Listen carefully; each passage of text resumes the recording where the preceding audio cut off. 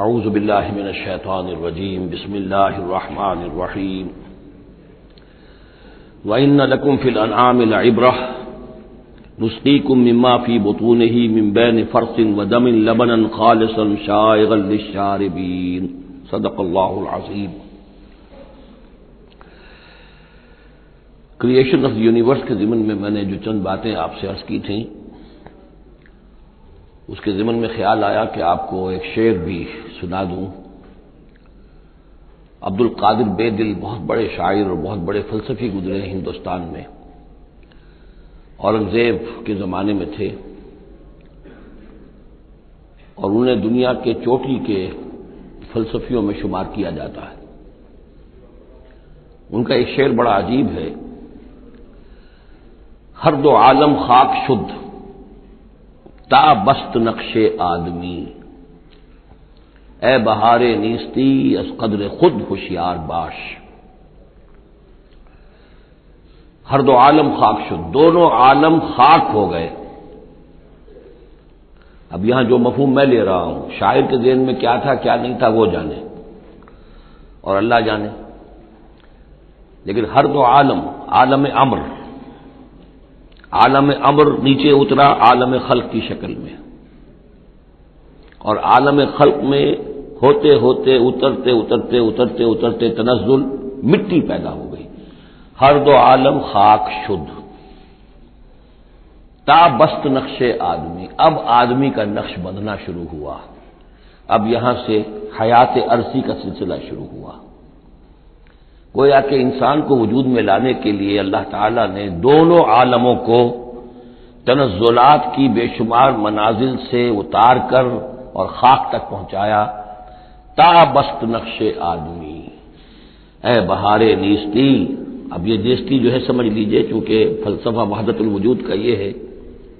کہ اصل حقیقت جو ہے اور اصل وجود تو اللہ کا ہے، باقی جو کچھ نظر آ رہا ہے یہ حقیقی وجود نہیں ہے، یہ نیست ہے، یہ ہست نہیں ہے، صرف یہ شکلیں ہیں، صورتیں ہیں، امیجز ہیں۔ کل ما فی الکون وہم او خیال او عکوس فی المرایا او دلال، تو یہ نیست ہے۔ یہ جو عالم وجود ہے جسے کہا جا رہا ہے نیستی، اس عالم کی بہار انسان ہے، کلائمیکس آف دس کریشن۔ خلقتہ بیدی، مسجود ملائک، خلیفۃ اللہ۔ تو اے بہار نیستی از خود قدر خود ہوشیار باش، ذرا اپنے مقام اور مرتبے کو سمجھو کہ تمہارے وجود کے لیے اللہ تعالیٰ نے ہر دو عالم کو تنزلات کی کتنی منزلوں سے نیچے اتار کر خاک کیا ہے، تب تمہارا نقش بننا شروع ہوا۔ اور یہ عبد القادر بے دل وہ ہیں کہ جن کے آگے مرزا غالب بھی پانی بھرتے ہیں۔ طرز بے دل میں ریختہ کہنا اسد اللہ خاں قیامت ہے، آسان کام نہیں ہے جو انداز ہے بے دل کا۔ اب چلیے آگے۔ وَإِنَّ لَكُمْ فِي الْأَنْعَامِ لَعِبْرَةً، جیسا کہ میں نے عرض کیا تھا، اس سورہ نحل میں اللہ تعالیٰ نے جو مختلف نعمتیں انسانوں کے لیے بنائی ہیں، پیدا کی ہیں، ان کا ایک ایک کر کے تذکرہ ہو رہا ہے،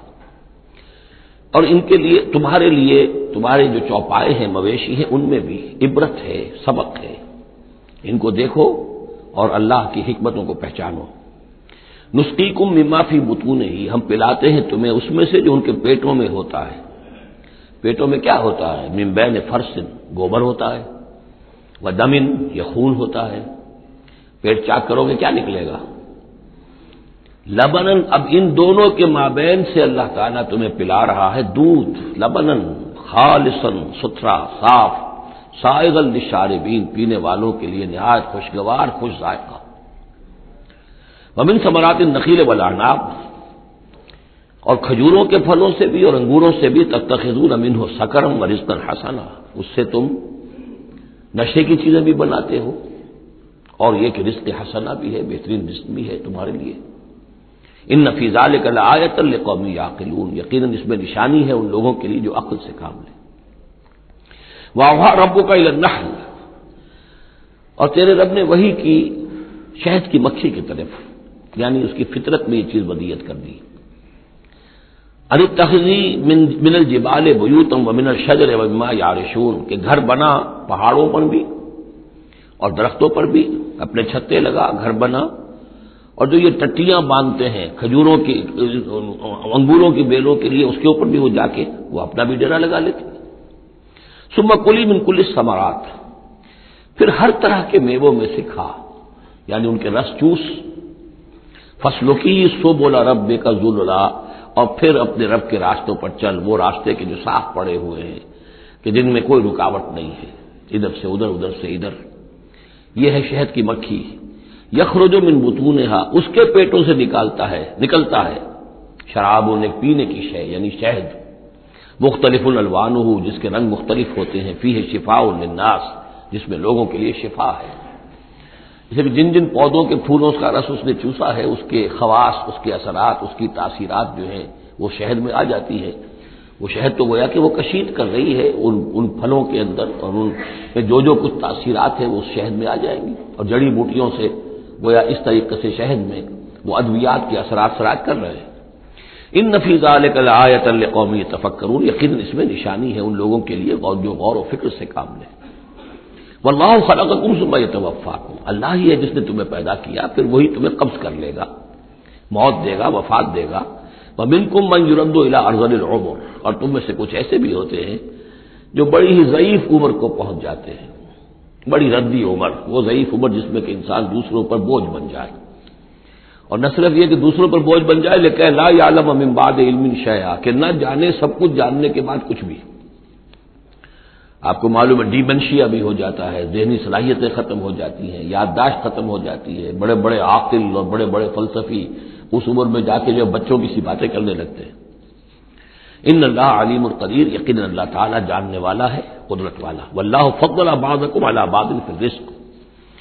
اور اللہ نے تم میں سے بعض کو بعض پر رزق میں فضیلت دی ہے۔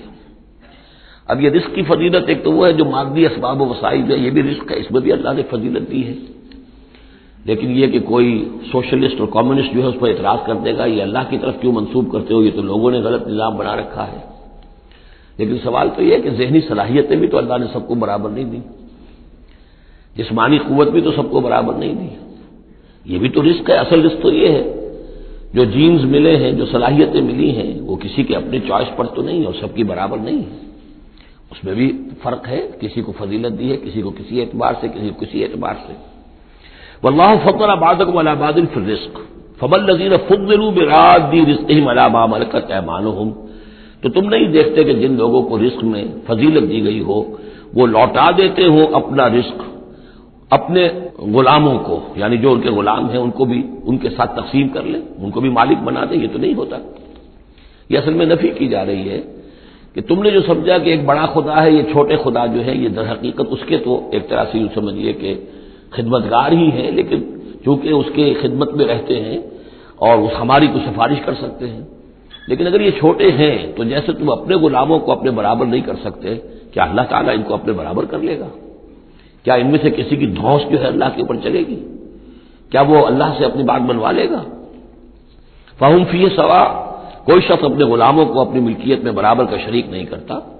افبنعمت اللہ یجحدون، اور کیا تو پھر کیا یہ اللہ کی جو نعمت ہے اس کا انکار کر رہے ہیں۔ واللہ جعل لکم من انفسکم ازواجا، اللہ نے تمہاری اپنی نوع ہی سے تمہاری بیویاں بنائیں، جوڑے بنائے۔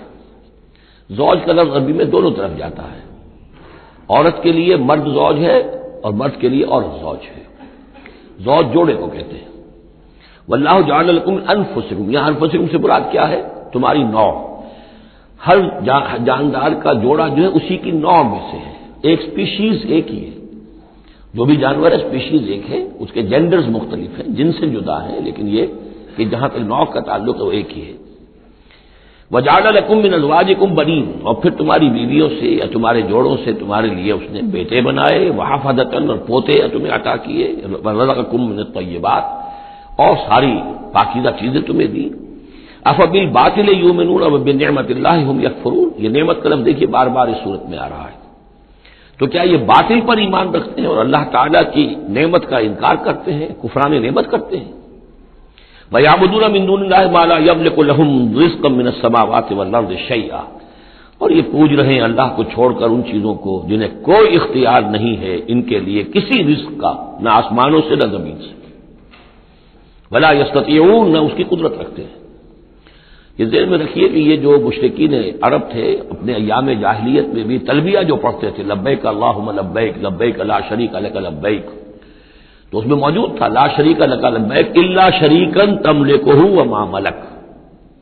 تیرا کوئی شریک نہیں ہے، ہاں وہ شریک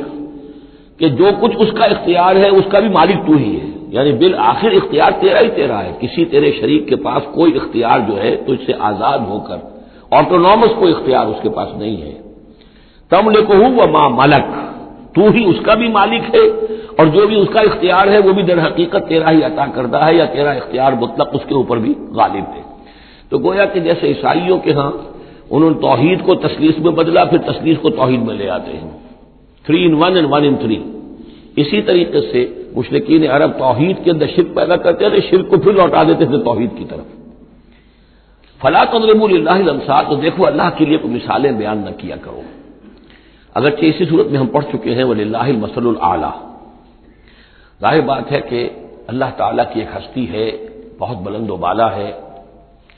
اصولی طور پر تو ہم یہ کہہ سکتے ہیں کہ اللہ کی مثال یا اللہ کی شان بہت بلند ہے، لیکن کوئی مثال بیان نہیں کر سکتے اس کے لیے۔ مثال جو بھی لائیں گے عالم خلق سے لائیں گے، اپنے ذہن سے لائیں گے، محدود سوچ ہے، محدود تصور ہے، ہماری قوت متخیلہ محدود ہے، جو بھی شے لائیں گے اس محدود سے، وہ ظاہر بات ہے کہ اللہ تعالیٰ کی مطلق اور جو ہستی ہے ایبسولوٹ ایگزسٹنس جس کی ہے، جس کی ایٹریبیوٹس ایبسولوٹ ہیں، ان کے اوپر اس کو کوئی مثال صادق نہیں آ سکتی، اور یہ صحیح بات ہے، اگرچہ دینا پڑتا ہے اللہ کے افعال کے لیے، اللہ تعالیٰ جو کچھ کر رہا ہے جس طور سے کر رہا ہے کچھ نہ کچھ الفاظ استعمال کرنے پڑ، اللہ کا ہاتھ، اللہ کا چہرہ، اللہ کا پاؤں، اللہ کا تخت، اللہ کی کرسی، اللہ کا عرش، اب یہ سب چیزیں آئیں گی، لیکن یہ کہ ان کی اصل حقیقت کو ہم بالکل نہیں جانتے، اور ہم خود کوئی مثال بیان کریں اللہ کے لیے اس سے روک دیا گیا۔ فلا تضربوا للہ الامثال، چنانچہ یہ بات جو آئی ہے سورہ شورى میں تو بلکہ کیٹیگوریکلی آئی ہے لیس کمثلہ شیء، اس کے مثال کسی کوئی شے بھی موجود نہیں۔ ان اللہ یعلم وانتم لا تعلمون، اللہ جانتا ہے تم نہیں جانتے۔ ضرب اللہ مثلا عبدا مملوکا، اللہ نے ایک مثال بیان کی ہے تمہارے لیے ان کے شرک کی نفی کے لیے، عبدا مملوکا، ایک بندہ ہے، غلام ہے، مملوک ہے، لا یقدر علی شیء، اس کا کوئی اختیار ہے ہی نہیں، کچھ کر ہی نہیں سکتا، ایک وہ بندہ ہے، وَمَنْ رَزَقْنَاهُ مِنَّا رِزْقًا حَسَنًا، اور ایک شخص وہ ہے جس کو ہم نے اپنے پاس سے بڑا اچھا رزق دیا ہے، رزق میں مال بھی آ سکتا ہے، علم بھی آ سکتا ہے، فَهُوَ يُنْفِقُ مِنْهُ سِرًّا وَجَهْرًا، پھر وہ خرچ کرتا ہے اس میں سے کھلے بھی اور چھپے بھی، یعنی مال بھی خرچ کر رہا ہے، اور علم دیا ہے تو علم تقسیم کر رہا ہے، لوگوں کو پہنچا رہا ہے، تعلیم دے رہا ہے، تلقین کر رہا ہے، نصیحت کر رہا ہے، هل يستوون، کیا یہ برابر ہو جائیں گے؟ الحمدللہ، کل تعریف اور شکر اللہ کے لیے ہے، بل اکثرهم لا يعلمون، لیکن اکثریت جو ہے علم نہیں رکھتی، یعنی اللہ کے ایک وہ بندے ہیں کہ جو اس کے کام میں لگے ہوئے ہیں، امر بالمعروف نہی عن المنکر کر رہے ہیں، علم پھیلا رہے ہیں، یا اللہ نے مال دیا ہے تو اس کے دین کے لیے خرچ کر رہے ہیں، یا ابنائے نو میں سے جو لوگ ضرورت مند ہیں، محتاج ہیں، ان کو دے رہے ہیں، اور ایک وہ ہے کہ جس کے ہاتھ میں کچھ ہے ہی نہیں، اختیار ہی نہیں ہے، وہ کچھ کر ہی نہیں سکتا، تو یہ برابر کیسے ہو جائے گا؟ ضرب اللہ مثلا رجلین، اب اللہ نے ایک دو اور انسانوں کی مثال بیان کی، احدہما ابکم لا یقدر علی شیء وہو کل علی مولاه، ایک شخص کے دو غلام ہیں، ایک جو ہے ان میں سے وہ گونگا ہے اور وہ کسی کام کی صلاحیت نہیں رکھتا،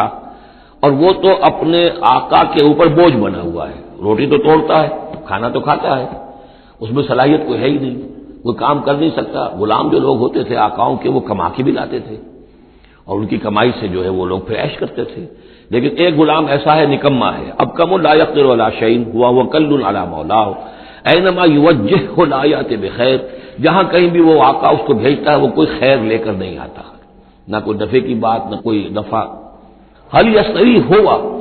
کیا برابر ہوگا وہ بندہ، وہ غلام، ومن یامر بالعدل، اور ایک اور غلام اس کا ایسا ہے کہ جو حکم دیتا ہے عدل کا، وہو علی صراط مستقیم، اور وہ سیدھی راہ پر قائم ہے۔ یہ مثال دے رہا اللہ تعالیٰ اپنے غلاموں کی کہ میرے بھی تو غلام، تم سب میرے غلام ہو۔ ایک میرے وہ غلام ہے کہ جو میرے رزق کو جو ہے وہ تو کھا رہے ہیں، پی رہے ہیں، لیکن میرا کام کوئی نہیں کر رہے،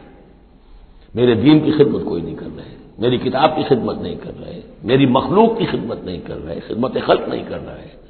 روٹیاں توڑ رہے ہیں، میرے دیے ہوئے رزق میں سے جو ہے وہ کھا پی رہے ہیں، عیش کر رہے ہیں۔ یہ اس غلام کے مانند ہے کہ جو اپنے آقا پر بوجھ بنا ہوا ہے، اور ایک غلام وہ ہے کہ جو اس خدمت میں لگا ہوا ہے، نیکی کا حکم دے رہا ہے، بدی سے روک رہا ہے، دین کی خدمت میں لگا ہوا ہے، دین کو قائم کرنے کی جد و جہد میں تن من دھن لگا رہا ہے۔ وَهُوَ عَلَىٰ صِرَاطٍ مُّسْتَقِيمٍ وَلِلَّهِ غَيْبُ السَّمَاوَاتِ وَالْأَرْضِ، آسمانوں اور زمین کے سارے بھید، ساری کھلی باتیں، ساری چھپی باتیں اللہ ہی کے لیے ہیں۔ وَمَا أَمْرُ السَّاعَةِ إِلَّا كَلَمْحِ الْبَصَرِ، اور قیامت کا معاملہ تو بس ایسے ہوگا جیسے ایک نگاہ کا لپک جانا، اچانک آئے گی، او ہوا اقرب، یا شاید وہ اس سے بھی قریب تر ہو۔ ان اللہ علی کل شیء قدیر، یقیناً اللہ تعالیٰ ہر چیز پر قادر ہے۔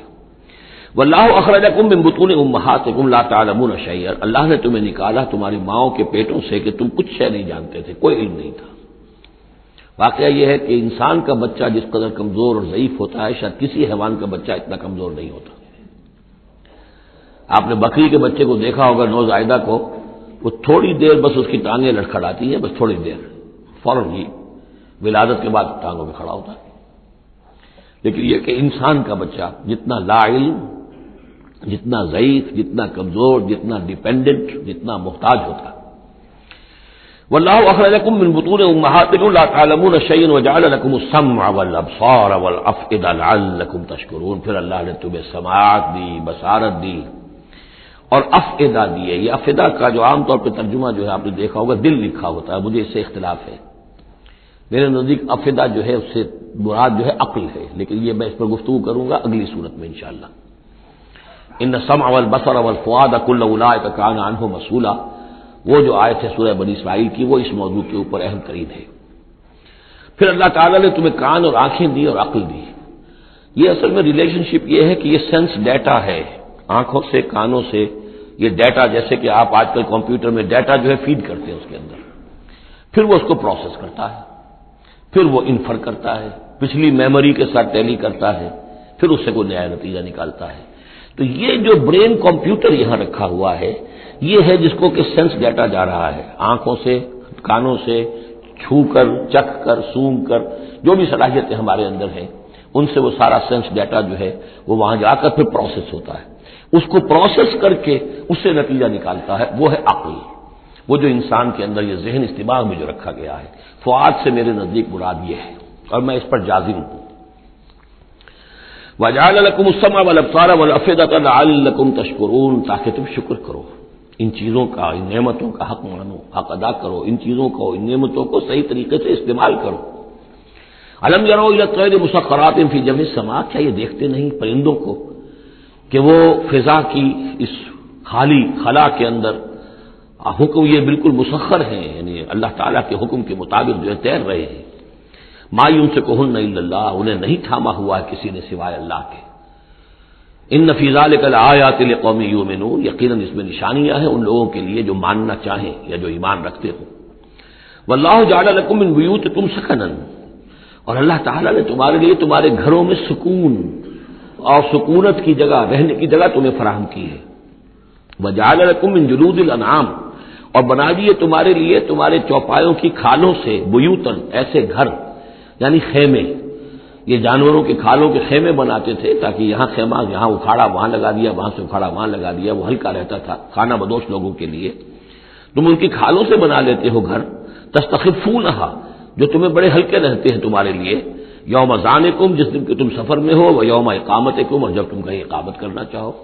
وہی خیمے اتارے اونٹ کے پیٹھ کے اوپر سے، وہاں گاڑا، رات کو اس کے اندر آرام کر لیا۔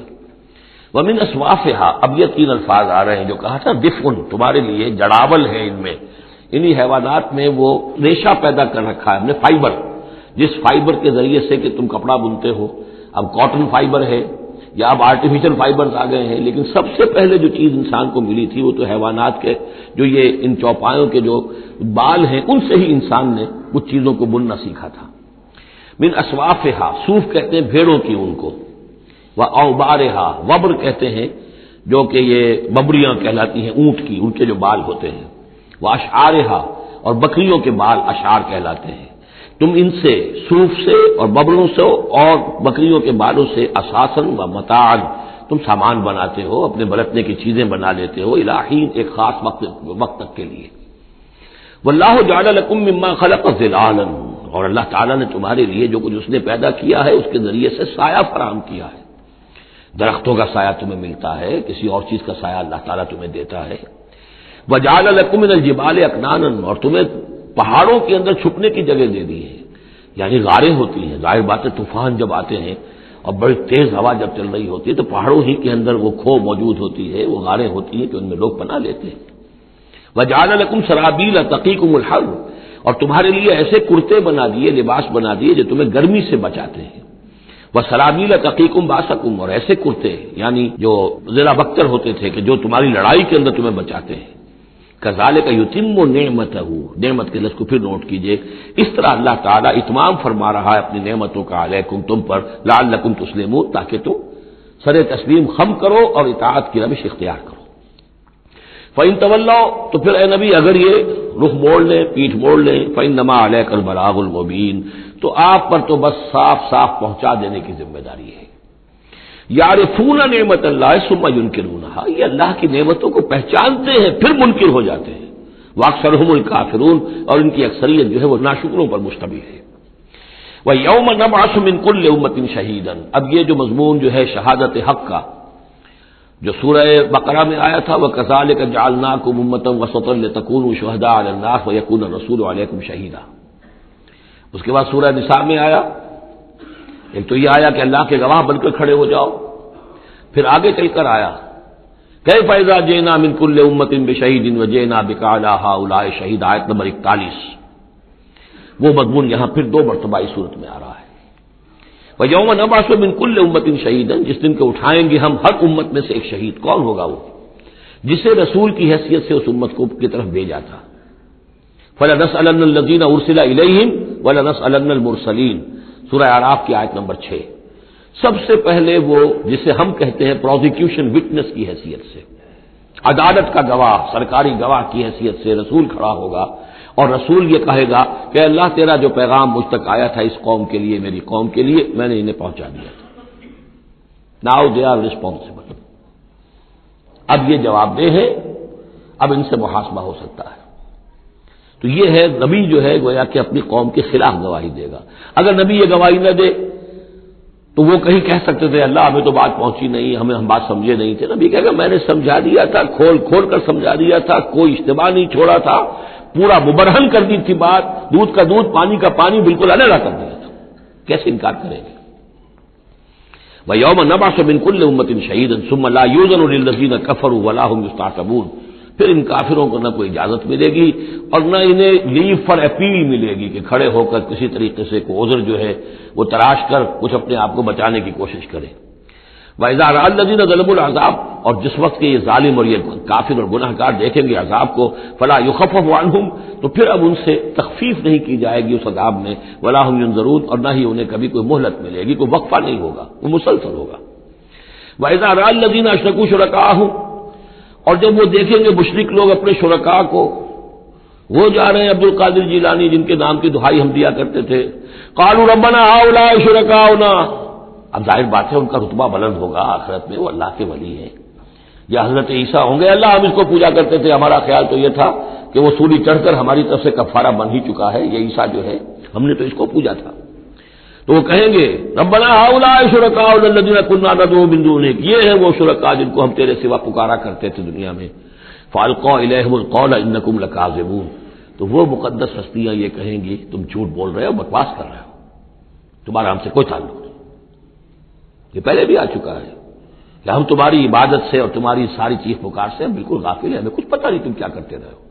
ہمارا کوئی تعلق تم سے نہیں۔ فالقوا الیہم القول انکم لکاذبون، تم جھوٹے ہو۔ والقوا الی اللہ یومئذ السلام، اور وہ سب کے سب اس روز اللہ کے سامنے اپنی اطاعت اور عاجزی پیش کر رہے ہوں گے۔ وضل عنہم ما كانوا یفترون، اور جو افطرا انہوں نے کر رکھے تھے، ان کے نام پر عقیدے گھڑے ہوئے تھے، وہ بچا لیں گے اور وہ چھڑا لیں گے، اور وہ کفارہ بن چکے ہیں، وہ ہمارے گناہوں کی طرف سے پہلے ہی کفارہ بن کر قربانی کا بکرا بن کر پھانسی پر چڑھ چکے ہیں۔ تو یہ ساری چیزیں ضل عنہم، وہ سب کی سب جو ہیں وہ تو ان کے ہاتھوں سے گم ہو جائیں گے، ہاتھوں کے طوطے اڑ جائیں گے۔ الذین کفروا وصدوا عن سبیل اللہ زدناہم عذابا، وہ لوگ جنہوں نے کفر کیا اور نہ صرف خود کفر کیا، لوگوں کو روکتے رہے اللہ کے راستے سے، زدناہم عذابا فوق العذاب، ہم تو ان کے عذاب میں تو اور اضافہ کرتے چلے جائیں گے، بما کانوا یفسدون، بسبب اس شرارت کے جو وہ کرتے تھے، سازشیں کرتے تھے، لوگوں کو ورگلاتے تھے، اس راستے پر جانے سے روکتے تھے۔ وَيَوْمَ نَبْعَثُ فِي كُلِّ أُمَّةٍ شَهِيدًا دوبارہ دیکھیے آ گیا، اور ذرا تصور کرو اس دن کا جس دن ہم ہر امت میں ایک گواہ کھڑا کریں گے۔ یہ تمام جو رسول ہیں گواہ ہیں۔ یا ایھا الرسول انا ارسلناک شاہدا ومبشرا ونذیرا وداعیا الی اللہ باذنہ وسراجا منیرا۔ یا ایھا النبی انا ارسلناک شاہدا ومبشرا ونذیرا، شاہد شہید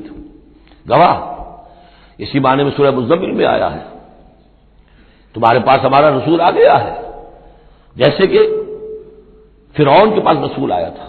فعصى فرعون الرسول فاخذناه اخذا وبيلا۔ لقد ارسلنا الیکم رسولا شاہدا علیکم کما ارسلنا الی فرعون رسولا فعصى فرعون الرسول فاخذناه اخذا وبيلا فكيف تتقون ان كفرتم يوما يجعل الولدان شيبا ويوم نبعث في كل امة شهيدا عليهم من انفسهم، ان کے خلاف گواہی دینے، ان کے اوپر کھڑے ہو کر گواہی دینے والے انہی میں کے ہوں گے۔ وجئنا بك شهيدا على هؤلاء، یہ بالکل تقریباً وہی آیت جو سورہ نساء میں آ چکی، اور آپ کو کھڑا کریں گے گواہ بنا کر ان کے خلاف۔ اب ہؤلاء میں اشارہ کس کی طرف ہو رہا ہے؟ یہ جو قریش ہے، جن کو حضور نے یہ دعوت پہنچا دی ہے، جن پر اتمام حجت آپ کر چکے ہیں، یہ تو ہے جو براہ راست حضور ان کے خلاف گواہی دیں گے، اللہ میں نے ان کو بات پہنچا دی تھی اور کوئی شک و شبے کی گنجائش نہیں چھوڑی تھی، میں نے اتنے برس اپنی جان ہلکان کی ہے، میں نے ایک ایک کو پکارا ہے، علیحدگی میں جا کر بھی بات کی ہے، ڈنکے کی چوٹ بھی پکارا ہے، میں نے کوئی دقیقہ فرگزاشت نہیں رہنے دیا۔ باقی یہ کہ اس سے آگے اس کو پہنچانے کی ذمہ داری امت پر ہے، یہ گواہی پھر امت کو دینی ہے، اور اگر یہ امت یہ گواہی نہ دے سکے تو پھر لوگوں کی گمراہی کا وبال اس امت کے اوپر آ جائے گا۔ تمہارے ذمہ تھا آپ پہنچانا، یہ ہے اصل میں وہ نازک ذمہ داری جو امت مسلمہ کی حیثیت سے ہمارے کندھوں پر آئی ہے۔ اسی لیے جیسے ہی سورہ بقرہ میں وہ تحویل قبلہ کا اعلان آیا، وَكَذَلِكَ جَعَلْنَاكُمْ أُمَّةً وَسَطًا لِتَكُونُوا شُهَدَاءَ عَلَى النَّاسِ وَيَكُونَ الرَّسُولُ عَلَيْكُمْ شَهِيدًا، تو 19ویں رکوع میں شروع ہو گئی بات، یا ایھا الذین آمنوا استعینوا بالصبر والصلاۃ، بہت بڑی ذمہ داری آ گئی ہے تم پر، ان اللہ مع الصابرین ولا تقولوا لمن يقتل في سبيل الله اموات بل احیاء ولكن لا تشعرون، وہ ساری ذمہ داریاں ہیں۔ وجئنا بك شهيدا على هؤلاء ونزلنا عليك الكتاب تبيانا لكل شيء، اور اے نبی ہم نے اتار دی ہے آپ پر یہ کتاب، یہ قرآن، وضاحت کرتے ہوئے ہر شے کی، یعنی جو بھی انسان کی ہدایت کے لیے جو مسئلہ ضروری ہے وہ سارا کا سارا اس میں موجود ہے۔ وہدی ورحمۃ، اور وہ ہدایت بن کر آئی ہے اور رحمت، وبشریٰ للمسلمین، اور بشارت بن کر آئی ہے مسلمانوں کے لیے، اہل اسلام کے لیے، اللہ کے فرما برداروں کے لیے۔ یہ آیت جب آ رہی ہے یہ بہت ہی مشہور آیت ہے، جمعے کے خطبے میں ہوتی ہے، بہت جامع آیت ہے۔ ان اللہ یامر بالعدل والاحسان وایتاء ذی القربى وینھی عن الفحشاء والمنکر والبغی یعظکم لعلکم تذکرون، یقیناً اللہ تمہیں حکم دیتا ہے لوگوں سب سے پہلے عدل، انصاف۔ عدل سے اوپر کی ایک شے ہے احسان۔ عدل تو یہ ہے کہ جس کا جو اس کا حصہ تھا وہ آپ نے دے دیا، احسان یہ ہے کہ مزید اپنی طرف سے کچھ اور دے دیجیے، یہ احسان ہے۔ اللہ تعالیٰ محسنین کو پسند کرتا ہے۔ اور ذی القربیٰ، ایتاء ذی القربیٰ، اپنے قرابت داروں کا حق ادا کرنا، ان سے حسن سلوک، صلہ رحمی کرنا، یہ تین چیزیں ہیں کہ جس پر گویا کہ ایک اچھے معاشرے کی بنیاد ہے، یہ مثبت چیزیں ہیں۔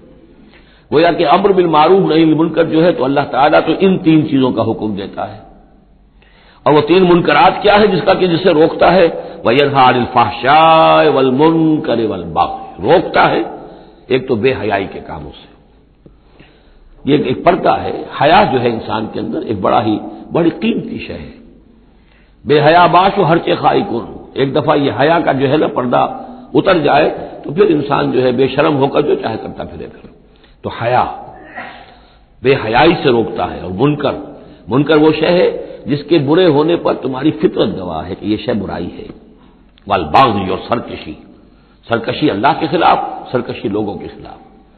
سرکشی لوگوں کے خلاف ہوگی تو وہ عدوان ہے، زیادتی ہے، ظلم ہے، اللہ کے خلاف ہے تو وہ کفر ہے اور وہ بغاوت ہے۔ یعظکم، اللہ تعالیٰ تمہیں نصیحت کر رہا ہے، لعلکم تذکرون، تاکہ تم نصیحت اخذ کرو، رہنمائی حاصل کرو۔ وَأَوْفُوا بِعَهْدِ اللَّهِ إِذَا عَاهَدتُّمْ، یہ جو چند آیات اب آگے آ رہی ہیں یہ مشکلات القرآن میں سے ہیں، اس میں کافی مفسرین کے مابین اختلافات بھی ہیں۔ لیکن میں نے جتنا بھی غور و فکر کیا ہے اور جن حضرات کی آراء سے مجھے اتفاق ہے وہ میں بیان کروں گا، باقی ساری آراء میں بیان نہیں کر سکتا۔ یہاں میرے نزدیک یہاں سے اصل میں اہل کتاب کی طرف روئے سخن ہے۔ میں آپ کو بتا چکا ہوں کہ مکی صورتوں میں اہل کتاب سے براہ راست خطاب نہیں ہے، یا بنی اسرائیل یا اہل الکتاب نہیں ملے گا، لیکن سورہ انعام ہی سے بات شروع ہو گئی تھی، کچھ نہ کچھ ان کی طرف روئے سخن ہے، اشارے ہیں، اس لیے کہ یہ دور ایسا تھا کہ جس میں مدینے میں خبریں پہنچ چکی تھی، محمد رسول اللہ صلی اللہ علیہ وسلم نے نبوت کا دعویٰ کیا ہے، اہل کتاب کے کان بھی کھڑے ہو چکے تھے، ان میں سے کچھ لوگ تھے پہچان بھی چکے تھے، اور وہ یہ کہ گویا کہ منتظر بھی ہوں گے کہ اب ہم ان کی تصدیق کریں گے، ذرا اور دیکھ لیں، ذرا اور ان کے بارے میں صحیح معلومات ہمیں حاصل ہو جائیں۔ کچھ لوگوں کے اندر حسد کی آگ اسی وقت سے بھڑک چکی ہوگی، وہی ہے کہ جنہوں نے سکھا پڑھا کر پوچھا تھا کہ ان سے پوچھو اگر یہ نبی ہونے کا دعویٰ کرتے ہیں تو یہ بنی اسرائیل مصر کیسے پہنچ گئے تھے؟ یہ تو حضرت ابراہیم علیہ السلام کی نسل سے تھے، حضرت ابراہیم تو فلسطین میں رہتے تھے، الخلیل میں وہ دفن ہیں، یہ مصر کیسے پہنچ گئے جو حضرت موسیٰ علیہ السلام نے لے کر وہاں سے آئے؟ تو پوری سورہ مبارکہ سورہ یوسف جو ہم پڑھ چکے ہیں کہ کیا کیا شکل بنی، کیا سبب بنا، کیا حالات تھے جن میں کہ بنی اسرائیل وہاں جا کر آباد ہوئے۔ تو اس طرح سے اب یہاں پہ اصل میں روئے سخن ان کی طرف ہے۔ وَأَوْفُوا بِعَهْدِ اللَّهِ إِذَا عَاهَدتُّمْ وَلَا تَنقُضُوا الْأَيْمَانَ بَعْدَ تَوْكِيدِهَا، اور دیکھو اللہ کے عہد کو پورا کرو جبکہ تم وہ عہد کر چکے ہو جو بنی اسرائیل سے اذ اخذ اللہ میثاقکم، مجھے بار بار آیا ہے، یہ تو تفصیل تو پھر جو ہے مدنی صورتوں میں آئی ہے جو ہم پڑھ چکے ہیں، وہ بعد میں نازل ہوں گی، ابھی گویا کہ اس کی طرف اشارہ کیا جا رہا ہے تاکہ جو ان کے صاحب علم ہیں وہ بات کو پا لیں، سمجھ لیں۔ عاقلہ را اشارہ کافی است۔ وَأَوْفُوا بِعَهْدِ اللَّهِ إِذَا عَاهَدتُّمْ، دیکھو اللہ کے عہد کو پورا کرو جبکہ تم نے عہد کیا ہے۔ وَلَا تَنقُضُوا الْأَيْمَانَ بَعْدَ تَوْكِيدِهَا، اور اپنی قسموں کو مضبوطی سے باندھنے کے بعد مت توڑا کرو۔ وَقَدْ جَعَلْتُمُ اللَّهَ عَلَيْكُمْ كَفِيلًا، اور اس پر تم نے اللہ کو کفیل بنایا ہے، اللہ کو گواہ بنا کر قسمیں کھائی ہیں، اللہ کو گواہ بنا کر تم نے عہد کیے تھے۔ ان اللہ یعلم ما تفعلون، اللہ جانتا ہے جو کچھ کہ تم کر رہے ہو۔ وَلَا تَكُونُوا كَالَّتِي نَقَضَتْ غَزْلَهَا مِن بَعْدِ قُوَّةٍ أَنْكَاثًا، اس عورت کے مانند نہ بن جاؤ، اس دیوانی عورت کے مانند کہ جس نے بڑی محنت اور مشقت سے سوت کاٹا اور پھر اسے ٹکڑے ٹکڑے کر دیا۔ یہ گویا کہ ایک تمثیل دی گئی ہے، منتظر چلے آ رہے تھے تم نبی کی آمد کے، تم تو ان کے حوالے سے اپنے جو لوگ تھے یہاں کے عرب انہیں دھمکایا کرتے تھے کہ جب وہ آئیں گے تو ہم ان کے ساتھ ہو کر جنگ کریں گے، تو پھر یہ کہ تم ہمیں کبھی شکست نہیں دے سکو گے۔ اب یہ کیا ہو رہا ہے کہ جب اس نبی کا ظہور ہو رہا ہے تو اب تمہارے دل میں طرح طرح کے خیالات آ رہے ہیں، تو کیا اس بوڑھی عورت کی طرح کہ جس کی عقل ماری گئی تھی، بڑی محنت سے سود کاٹتی تھی اور پھر توڑ دیتی تھی، تو تم اپنا یہ سارا جو تانا بانا بنے بیٹھے تھے اب تک، اب تم چاہتے ہو کہ اس کو توڑ دو اور تار تار کر دو۔ وَلَا تَكُونُوا كَالَّتِي نَقَضَتْ غَزْلَهَا مِن بَعْدِ قُوَّةٍ أَنْكَاثًا تَتَّخِذُونَ أَيْمَانَكُمْ دَخْلًا بَيْنَكُمْ أَن تَكُونَ أُمَّةٌ هِيَ أَرْبَىٰ مِنْ أُمَّةٍ، تم نے اپنی قسموں کو دخل دینے کا ذریعہ بنا لیا ہے اپنے مابین، مبادا کوئی اور قوم کسی دوسری قوم سے چڑھتی ہوئی نہ ہو جائے، یعنی تمہاری یہ قومی کشاکش ہے کہ تم نہیں چاہتے کہ بنی اسماعیل جو ہیں اب انہیں یہ سبقت حاصل ہو جائے، یہ فضیلت حاصل ہو جائے جو بنی اسرائیل کو حاصل تھی 2000 برس۔ ان تکون امۃ ہی اربع من امۃ، مبادا ہو جائے ایک قوم دوسری قوم سے بڑھی ہوئی، دوسری قوم سے افضل۔ اب یہاں نام نہیں ابھی لیے جا رہے ہیں، جیسا کہ میں نے عرض کیا اشاروں کنایوں میں باتیں ہو رہی ہیں تاکہ اہل کتاب کے جو اہل علم تھے ان تک یہ بات پہنچ جائے، ان کے دلوں کے اندر اتر جائے۔ اب قسمیں کھا رہے ہیں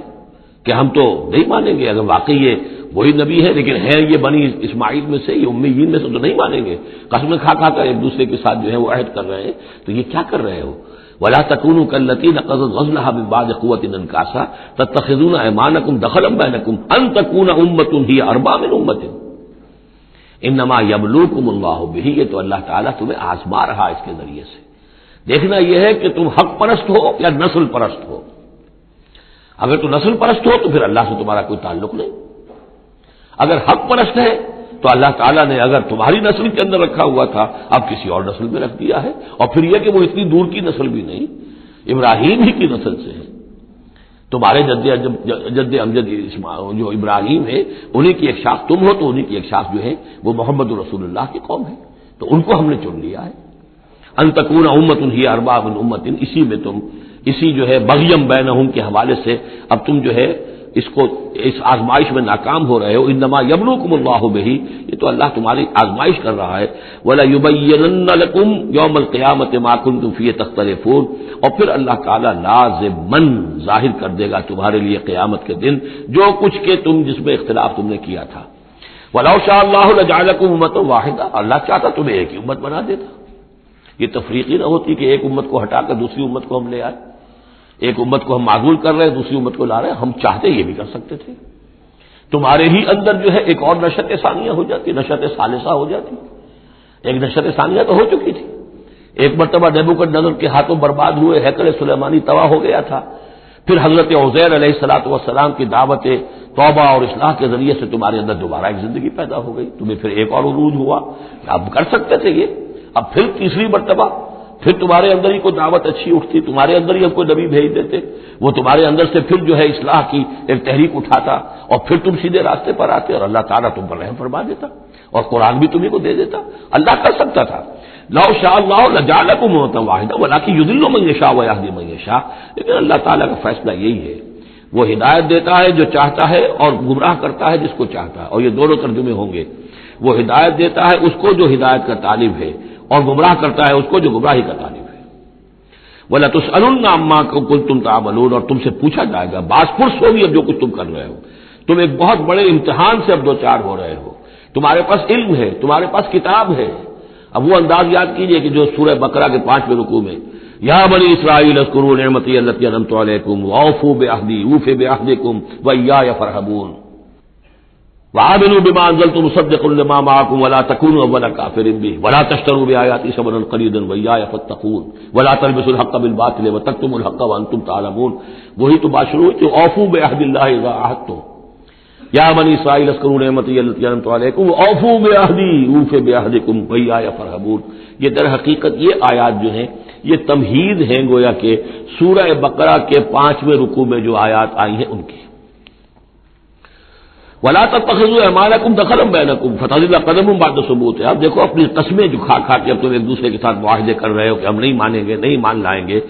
نہ تو ان قسموں کو تم اپنے درمیان دھوکے کا ذریعہ بناؤ کہ ایک قدم جمنے کے بعد اور پھسل جائے، تمہارے دل میں بات آ چکی ہے، تم پہچان چکے ہو، یعرفونہ کما یعرفون ابناءہم، اب تم پھسلو گے تو ظاہر بات ہے کہ فنہارا بہی فی نار جہنم، تو پھر تو یہ کہ سیدھے سیدھے جہنم کی آگ میں گرو گے، وَتَذُوقُوا السُّوءَ بِمَا صَدَدتُّمْ عَنْ سَبِيلِ اللَّهِ، اور تمہیں برائی کا مزہ چکھنا پڑے، عذاب کا مزہ چکھنا پڑے بسبب اس کے کہ تم نے روکا لوگوں کو اللہ کے راستے سے، تمہیں تو چاہیے تھا کہ سب سے پہلے کھڑے ہو کر گواہی دیتے۔ وَمَنْ أَظْلَمُ مِمَّنْ كَتَبَ شَهَادَةً عِندَهُ مِنَ اللَّهِ، تم کہتے کہ ہاں بالکل ٹھیک ہے، ہماری کتابوں میں جو تھی یقیناً محمد اللہ کے رسول ہیں، سب سے پہلے تمہیں بڑھ کر ان کی توثیق کرنی چاہیے۔ وَلَا تَكُونُوا أَوَّلَ كَافِرٍ بِهِ، کہا تم سب سے پہلے کافر ہوئے جا رہے ہو۔ وَلَكُمْ عَذَابٌ عَظِيمٌ، اور تمہارے لیے بہت بڑا عذاب ہے۔ وَلَا تَشْتَرُوا بِعَهْدِ اللَّهِ ثَمَنًا قَلِيلًا، دیکھو اللہ کے اس عہد کو حقیر سی قیمت کے عوض فروخت نہ کرو۔ انما عند اللہ هو خیر لکم، جو کچھ اللہ کے پاس ہے وہ بہت بہتر ہے، جو اس کی نعمتیں ہیں، انعام ہیں، آخرت کی نعمتیں ہیں، جنت کی نعمتیں ہیں، تم ان کو ہاتھ سے دے رہے ہو، گنوا رہے ہو، اور دنیا کی یہ تھوڑی سی حیثیت، اپنی مسند، اپنی چودراہٹ، اپنی مشیخیت جو ہے اس کو تم چھوڑنے کو تیار نہیں ہو۔ ان کنتم تعلمون، اگر تم علم رکھتے ہو، ما عندکم ینفد وما عند اللہ باق، جو تمہارے پاس ہے وہ ختم ہو جائے گا اور جو اللہ کے پاس ہے وہ باقی رہنے والا ہے۔ وَلَنَجْزِيَنَّ الَّذِينَ صَبَرُوا أَجْرَهُمْ، اور ہم لازماً دیں گے صبر کرنے والوں کو ان کا اجر، بِأَحْسَنِ مَا كَانُوا يَعْمَلُونَ، ان کے اعمال کے بہترین جو اعمال ہوں گے، جو کچھ وہ کر رہے ہیں ان میں سے بہترین اعمال کے حساب سے انہیں اجر دیں گے۔ یعنی ہر نیکوکار کے سارے اعمال ایک درجے کے نہیں ہوتے، کبھی چھوٹی نیکی کی ہے، بڑی نیکی کی ہے، لیکن ہم ان کا مقام ان کی بڑی نیکیوں کے حوالے سے معین کریں گے۔ من عمل صالحا من ذکر او انثى وهو مؤمن، جس نے بھی نیک عمل کیا، خواہ وہ مرد ہو خواہ عورت، لیکن ہو مومن، فلنحيينه حیاۃ طیبۃ، ہم اسے زندہ رکھیں گے دنیا میں بڑی پاکیزہ زندگی، اسے دل کا سکون ہوگا، الا بذکر اللہ تطمئن القلوب، ان کے لیے نہ خوف ہوگا نہ کوئی حزن ہوگا، الا ان اولیاء اللہ لا خوف علیہم ولا هم يحزنون،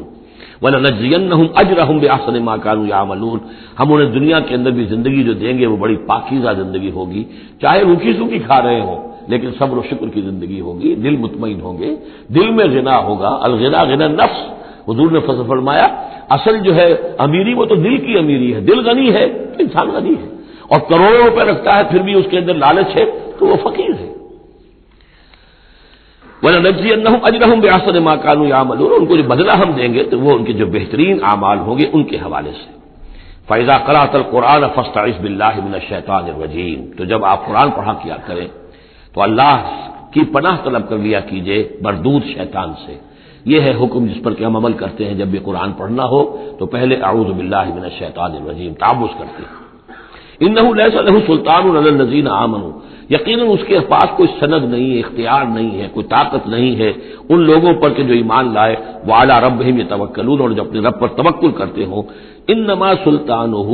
اس کا زور چلتا ہے علی الذین یتولونہ، ان پر جو خود اس کے دوست بنتے ہیں، اس کو اپنا حمایتی بناتے ہیں، اس سے دوستیاں کاٹتے ہیں، والذین ہم بہ مشرکون، اور جنہوں نے کہ اسے شریک کیا ہوا اللہ کے ساتھ، اللہ کی اطاعت کی بجائے اس کی اطاعت کر رہے ہیں۔ وَإِذَا بَدَّلْنَا آیَةً مَكَانَ آیَةٍ وَاللَّهُ أَعْلَمُ بِمَا يُنَزِّلُ قَالُوا إِنَّمَا أَنتَ مُفْتَرٍ، اور جب ہم کوئی ایک آیت کی جگہ دوسری آیت بدل دیتے ہیں، وہ میں عرض کر چکا ہوں، یہ سارے مضامین سورہ بقرہ میں آ چکے ہیں، مَا نَنسَخْ مِنْ آیَةٍ أَوْ نُنسِهَا نَأْتِ بِخَيْرٍ مِنْهَا أَوْ مِثْلِهَا، وہی مضمون ہے یہ۔ جب ہم ایک آیت کی جگہ کوئی دوسری آیت بدلتے ہیں، واللہ عالم بما ينزل، اور یہ کوئی الٹ اپ نہیں ہے، اللہ جو کچھ نازل فرما رہا ہے خوب جانتا ہے۔ ایک دور میں وہ حکم صحیح تھا، اب حالات بدل گئے، اب یہ حکم صحیح ہے۔ قالوا انما انت مفتر، وہ کہتے ہیں یہ تو آپ افتراء کر رہے ہیں، پہلے یہ کہا تھا اب یہ کہہ رہے ہیں، اگر اللہ کا کلام ہوتا اس میں تبدیلی کیسے ہو سکتی ہے؟ بل اکثرهم لا يعلمون، لیکن ان کی اکثریت علم سے آ رہی ہے۔ قل نزلہ روح القدس، کہہ دیجئے اس کو اتارا ہے روح القدس۔ اب یہ روح کا لفظ حضرت جبرائیل کے لیے نوٹ کر لیجئے۔ قل نزلہ، اتارا ہے اس کو روح القدس نے، پاک فرشتے نے، من رب کا، آپ کے رب کی طرف سے، بالحق، کے حق کے ساتھ، لیثبت الذین آمنوا، تاکہ اہل ایمان کے دلوں کو اور ان کے قدموں کو جمائے۔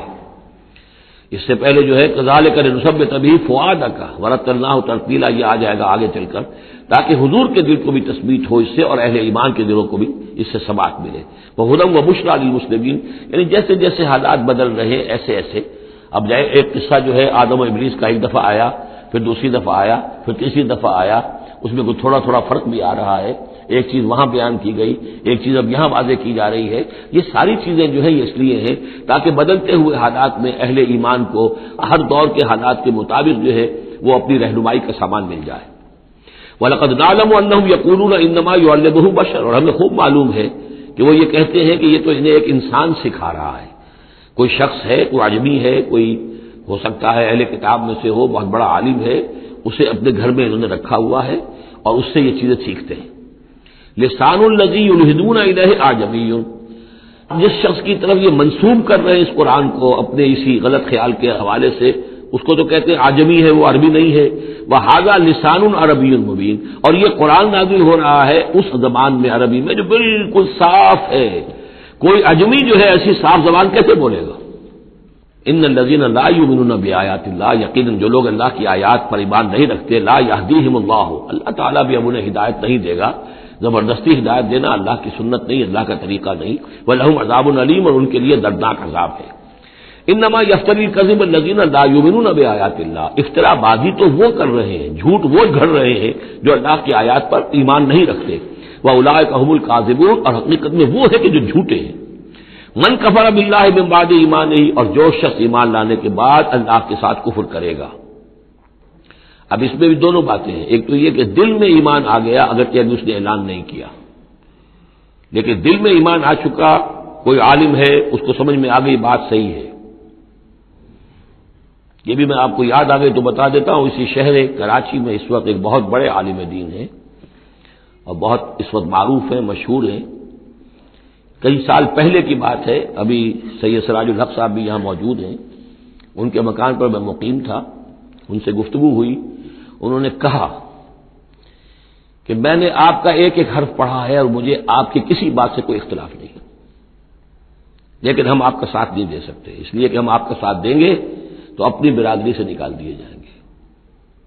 ہماری علماء کی اپنی اپنی برادریاں ہیں، دیوبندیوں کی برادری ہے، یہ جو ہے یہ حسینی دیوبندی ہیں، ان کی مدنی گروپ کی برادری ہے، یہ تھانوی گروپ کی اپنی اپنی برادریاں ہیں، اور برادریوں کے حوالے سے مساجد کا نظام، مدارس کا نظام، یہ سارا جو ہے پورا سلسلہ بنا ہوا ہے. اگر ہم آپ کا ساتھ دیں گے اپنی برادری سے باہر نکال دیے جائیں گے. یہ صاف کہا. اور ایسے ہی ایک عالم دین پنجاب کے بھی ہیں، انہوں نے بھی یہ کہا. میں نے ہر چیز پڑھی ہے، صرف ایک چیز سے مجھے آپ کی اختلاف ہے، اور وہ یہ کہ جو زمینداری کے بارے میں مولانا تحسین صاحب کی بات کی آپ نے تائید کی ہے، بس باقی مجھے آپ کی کسی چیز سے اختلاف نہیں، لیکن ہم آپ کا ساتھ نہیں دے سکتے. تو جن پر حق واضح ہو جائے پھر وہ مصلحتوں کے تحت، وہ مصلحتیں پھر دل کو سمجھانے کے لیے ہوتی تو یہی ہے. اب ہمارا مدرسہ چل رہا ہے، ہمارا نام چل رہا ہے، اس سے خیر ہو رہا ہے، ہمیں اس برادری سے باہر نکال دیا جائے گا، پھر ہماری بات کو اور سنے گا اور ہمارا جو خیر ہے وہ بند ہو جائے گا. آدمی انسان کو ریشنلائز تو کرتا ہے اپنے آپ کو مطمئن کرنے کے لیے. من کفر باللہ بعد ایمان ہی، جو شخص کفر کرے اللہ پر اس نے ایمان کے بعد، الا من اکرہ، سوائے اس کے کہ کوئی شخص مجبور کر دیا گیا ہو، اس کی جان پر بن گئی ہو، وقلبہ مطمئن بالایمان، اور اس کا دل ایمان پر جمع ہوا ہو، ولکن من شرح بالکفر، لیکن جو شخص کفر کے لیے پھر اپنے سینوں کو کھول دے گا، صدرا فعلیہم غضب من اللہ ولہم عذاب عظیم، ان پر اللہ کا غضب ہے اور ان کے لیے بہت بڑا عذاب ہے. اور یہ دونوں پر اس کا انطباق ہوگا. ایک انکشاف ہو گیا اگرچہ ابھی زبان سے کہنے کی نوبت نہیں آئی، اور ایک یہ کہ زبان سے کہہ بھی دیا ہاں ہم مان لائے بات صحیح ہے، اور پھر کسی مصلحت کی وجہ سے، کسی اپنے مفاد کی وجہ سے، کسی اپنے دھڑے بندے کی وجہ سے پھر واپس جائیں گے. تو ان کے لیے فرمایا من کفر باللہ من بعد ایمانہ الا من اکرہ وقلبہ مطمئن، ہاں جان بچانے کے لیے کلمہ کفر کہہ دینے کی اجازت ہے، دل جمع ہوا ہو، وقلبہ مطمئن بالایمان، ایمان پر دل جمع ہوا ٹھکا ہوا، صرف جان بچانے کے لیے رخصت ہے کہ کلمہ کفر کہہ کے جان بچا لو. ولیکن من شرح بالکفر صدرا، لیکن جن کا سینہ پھر کھل جائے کفر کے لیے اثر نو، وہ اپنے اسی پیشہ ورانہ ضرورتوں کے تحت، فعلیہم غضب من اللہ ولہم عذاب عظیم، ان پر تو غضب ہے اللہ کا اور ان کے لیے بہت بڑا عذاب ہے. ذالک بانہم مستحب الحیات الدنیا علی الاخرہ، یہ اس لیے کہ انہوں نے دنیا کی زندگی کو محبوب رکھا، ترجیح دی آخرت کے مقابلے میں. وان اللہ لا یہدی القوم الکافرین، اور اللہ تعالیٰ ایسے کافروں کو ہدایت نہیں دیتا. اولئک الذین طبع اللہ علی قلوبہم، یہ وہ لوگ ہیں جن کے دلوں پر اللہ نے مہر کر دی ہے، وسمعہم، ان کے کانوں پر، وابصارہم، اور ان کی آنکھوں پر، واولئک هم الغافلون، اب یہ لوگ بالکل غافل ہیں، حقیقت سے ان کا اب کوئی تعلق نہیں.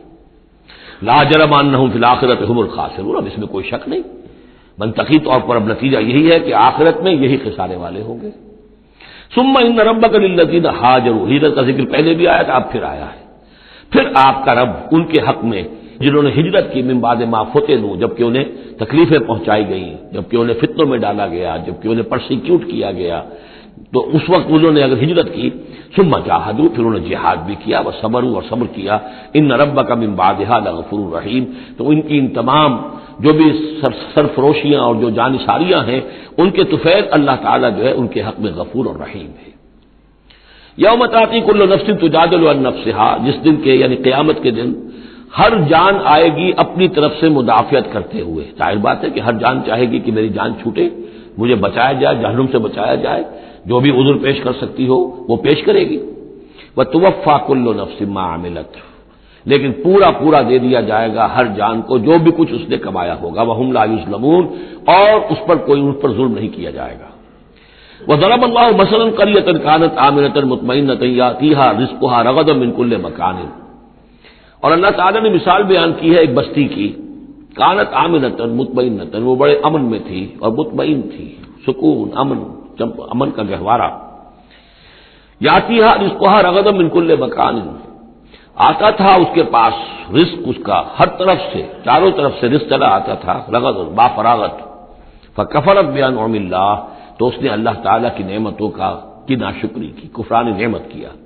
فاذاقہ اللہ لباس الجوع والخوف،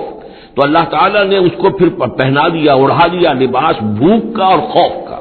بما کانوا یصنعون، ان کے کرتوتوں کے باعث. اس کے بارے میں مختلف آراء ہیں. ایک تو یہ کہ ایک عام تمثیل ہے،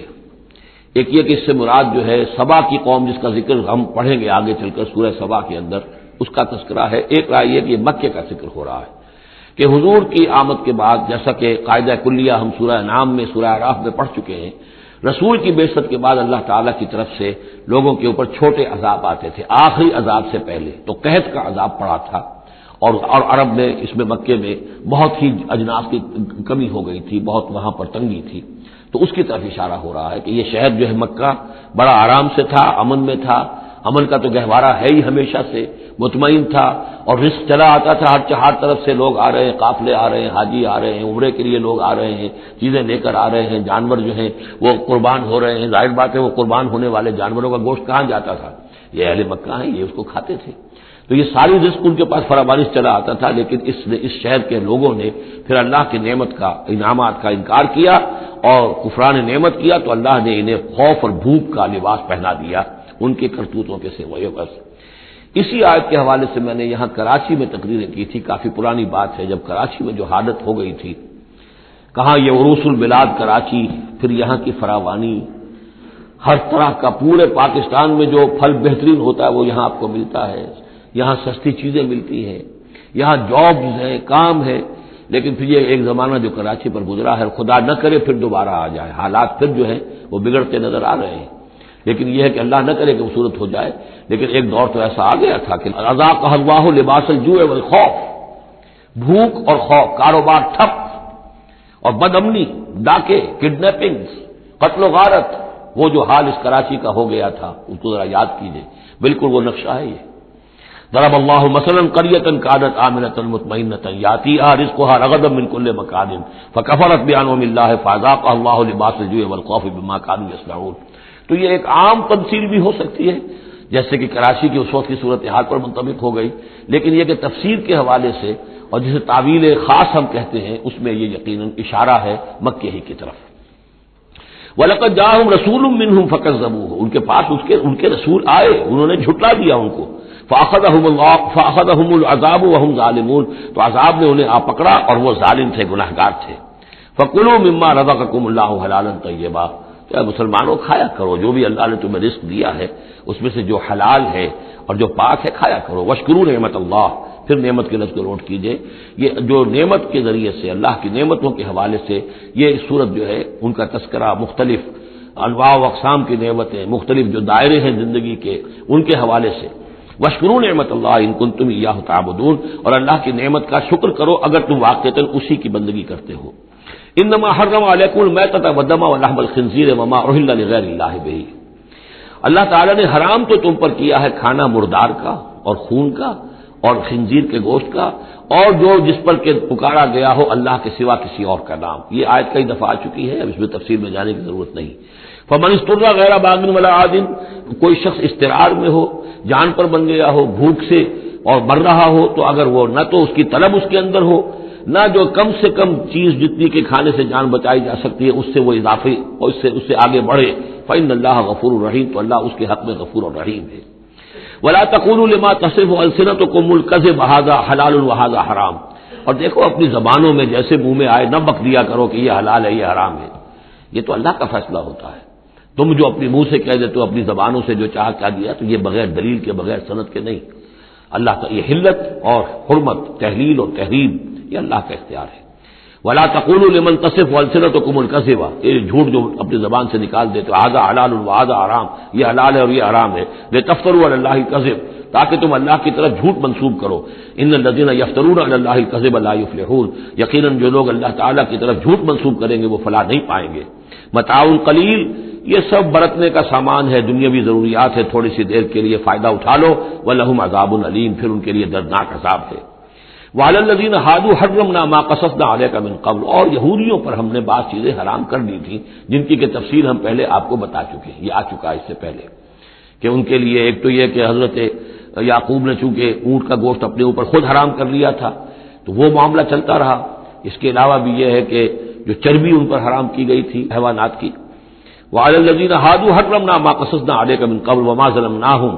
اور ہم نے ان پر کوئی ظلم نہیں کیا، ولکن کانوا انفسہم یظلمون، بلکہ یہ ظلم انہوں نے خود اپنے اوپر ڈھائے۔ ثم ان ربک للذین عملوا السوء بجہالۃ، پھر آپ کا رب ان لوگوں کے حق میں کہ جو کہیں غلطی سے، جہالت سے، نادانی سے، جذبات کی رو میں بہہ کر کوئی برا کام کر بیٹھے، ثم تابوا من بعد ذلک واصلحوا، پھر وہ توبہ کرے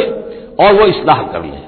اس غلط کام کو چھوڑ دیں، حرام خوری سے باز آ جائیں، غلط کام جو ہے تج دیں ان کو۔ ان ربک من بعدھا، اگر وہ یہ شرطیں پوری کر دیں تو پھر آپ کا رب اس کے حق میں بھی، ان کے حق میں بھی غفور اور رحیم ہے۔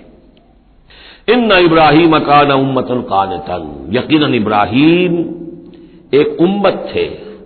اب یہ لفظ امت سمجھ لیجئے، اما یا امو کا جو اصل مفہوم ہے وہ قصد کرنا ہے۔ اب یہ امت وقت کے لیے بھی آتا ہے، بعد امت وذکر بعد امت، سورہ یوسف میں ہم نے پڑھا ہے، وہ شخص جو ساقی تھا بادشاہ کا بھول گیا تھا، ایک مدت کے بعد اسے یاد آ گیا۔ تو جب ایک پوری ہو رہی ہے، زمانے کو بھی ہم کیونکہ فالو کرتے ہیں، ٹائم کو بھی، اور اسی طرح راستے کو بھی فالو کرتے ہیں، تو قصد کر رہے ہوتے ہیں اس کا، اس حوالے سے زمانے کو بھی مدت کہا گیا، راستے کو بھی جو ہے امت کہا گیا۔ پھر امت وہ بھی ہے کہ جو ہم مقصد لوگ ہیں، میرا بھی مقصد وہی ہے، آپ کا بھی وہی ہے، مسلمانوں کو جمع کرنے والا وہ مقصد ہے، کذالک جعلناکم امۃ وسطا لتکونوا شہداء علی الناس، تو یہ امت ہے۔ اسی طریقے سے گویا کہ ایک راستہ چلانے والے، ایک راستہ بنانے والے، ایک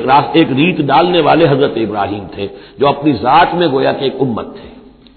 ان ابراہیم کان امۃ قانتا، فرما بردار، للہ حنیفا، اللہ کے فرما بردار اور بالکل یکسو، ولم یکن من المشرکین، اور وہ ہرگز مشرکین میں سے نہیں تھے، شاکرا لانعمہ، وہ شکر گزار تھے اللہ تعالیٰ کی نعمتوں کے، اجتباہ ہو، اللہ نے انہیں پسند کر لیا تھا، وہداہ ہو، اور ہدایت دی تھی، الی صراط مستقیم، سیدھی راہ کی طرف، وآتیناہ فی الدنیا حسنہ، اور اسے دنیا میں بھی بھلائی اور خوبی عطا کی، وانہ فی الآخرۃ لمن الصالحین، اور یقیناً آخرت میں بھی وہ ہمارے نیک بندوں میں ہے۔ ثم اوحینا الیک، پھر ہم نے وحی کی آپ کی طرف اے محمد صلی اللہ علیہ وسلم، ان اتبع ملت ابراہیم حنیفا، کہ پیروی کیجئے ملت ابراہیم کی یکسو ہو کر، وما کان من المشرکین، اور وہ ہرگز مشرکین میں سے نہ تھے۔ انما جعل السبت علی الذین اختلفوا فیہ، یقیناً یہ ہفتے کا دن ان لوگوں کے لیے معین کیا گیا جنہوں نے اس میں اختلاف ڈالا۔ اصل میں بنی اسرائیل کے لیے بھی دن جو تھا مقرر وہ جمعہ ہی کا دن تھا، لیکن انہوں نے اپنی شرارت کی وجہ سے ناقدری کی، جمعے کو چھوڑا اور ہفتے کا دن اختیار کیا، تو اللہ نے پھر وہی ان کے لیے مقرر کر دیا۔ وَإِنَّ رَبَّكَ لَيَحْكُمُ بَيْنَهُمْ يَوْمَ الْقِيَامَةِ فِيمَا كَانُوا فِيهِ يَخْتَلِفُونَ، اور یقیناً آپ کا رب ان کے مابین فیصلہ کرے گا قیامت کے دن ان تمام چیزوں میں جن میں وہ اختلاف کرتے رہے تھے۔ ادع الى سبیل ربک بالحکمۃ والموعظۃ الحسنۃ وجادلهم بالتي احسن، بلاؤ اور دعوت دو اپنے رب کے راستے کی طرف، جیسے کہ سورہ یوسف میں تھا، قل هذه سبیلی ادعو الى اللہ علی بصیرۃ انا ومن اتبعنی، اے نبی کہہ دیجئے یہ میرا راستہ ہے، میں اللہ کی طرف بلا رہا ہوں، علی وجہ البصیرت، نہ صرف میں بلکہ میرے متبعین بھی۔ یہاں فرمایا بلاؤ اپنے رب کے راستے کی طرف بالحکمہ، دانائی کے ساتھ، والموعظہ، موعظۃ الحسنہ، اچھے وعظ، اچھی نصیحت، دل میں اتر جانے والی بات، وجادلہم باللتی احسن، اور اگر کہیں بحث کرنی پڑے، بحث و نزاع ہو تو وہ بھی بہت خوبصورتی کے ساتھ۔ ان ربک هو اعلم بمن ضل عن سبیلہ، یقیناً آپ کا رب خوب واقف ہے ان سے کہ جو اس کے راستے بھٹک گئے ہیں، وهو اعلم بالمہتدین، اور وہ خوب جانتا ہے ان کو بھی کہ جو ہدایت کی راہ پر ہیں۔ وَإِنْ عَاقَبْتُمْ، اور اے مسلمانوں اگر تمہیں بدلہ لینا ہو، فَعَاقِبُوا بِمِثْلِ مَا عُوقِبْتُمْ بِهِ، تو بس اتنا ہی ویسا ہی کام کیا کرو جیسا کہ تمہارے اوپر زیادتی کی گئی، جیسا بھی اس سے آگے بڑھ کر نہیں۔ وَلَئِنْ صَبَرْتُمْ، اور اگر تم صبر کر لو، لَهُوَ خَيْرٌ لِّلصَّابِرِينَ، تو یہ تمہارے یہ صبر کرنے والوں کے حق میں بہتر ہے۔ وَاصْبِرْ، اور آخری حکم ہے حضور کو اور حضور کی حکایت سے تمام مسلمانوں کو، وَاصْبِرْ وَمَا صَبْرُكَ إِلَّا بِاللَّهِ، صبر کیجئے اور آپ کا صبر جو ہے اللہ کے سہارے پر ہے، جتنا اللہ پر اعتماد ہے، توکل ہے، اس کے وعدوں پر جتنا یقین ہے، اتنا ہی صبر کر سکے گا انسان۔ وَاصْبِرْ وَمَا صَبْرُكَ إِلَّا بِاللَّهِ وَلَا تَحْزَنْ عَلَيْهِمْ، اور اب ان کے بارے میں آپ رنجیدہ نہ ہوں کہ یہ لوگ اپنے کرتوتوں کی وجہ سے عذاب کے مستحق ہو چکے ہیں۔ وَلَا تَكُ فِي ضَيْقٍ مِّمَّا يَمْكُرُونَ، اور جو چالیں یہ چل رہے ہیں، سازشیں کر رہے ہیں، بیٹھ کے تدبیریں کر رہے ہیں، آپ کو اطلاعات پہنچتی ہے، ان سے بھی آپ دل تنگ نہ ہوں، آپ کے دل میں اس کی وجہ سے کوئی رنج نہ آئے۔ ان اللہ مع الذین اتقوا، اللہ ساتھ ہے اہل تقوی کے، ان کی چالیں کیا کریں گے؟ کیا ڈر ہے اگر ساری خدائی ہے مخالف، کافی ہے اگر ایک خدا میرے لیے ہے۔ ان اللہ مع الذین اتقوا، اللہ ساتھ ہے ان کے جنہوں نے تقوی کی روش اختیار کی، والذین هم محسنون، اور وہ لوگ کہ جو تقوی کے راستے پر چلتے ہوئے درجہ احسان پر فائز ہو گئے، اللہ کی معیت اور نصرت اور تائید اور اللہ کی طرف سے ہر وقت ان کی جو مدد ہے وہ شامل حال رہے گی۔ بارک اللہ لی ولکم فی القرآن العظیم ونفعنی وإیاکم بالآیات والذکر الحکیم۔